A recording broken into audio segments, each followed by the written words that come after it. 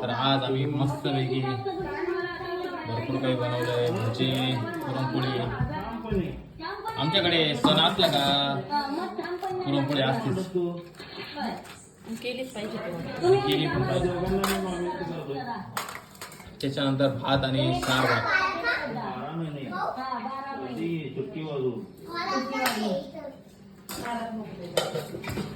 मित्रांनो, आपण काय काय केलं आज बैलपोळ्याच्या दिवशी. एक तर माझा डाईट चालू आहे, पण आज डाईट पूर्ण मोडणार आहे. फुल भात खाणार आहे मी. अशा प्रकारे छान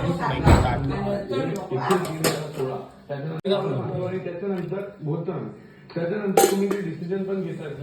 दादा अजून जेवण नाही केलं की नाही? खाल्लं होतं थोडंसं, पण त्याला औषध दिलं, औषध देऊ नको आता. माझं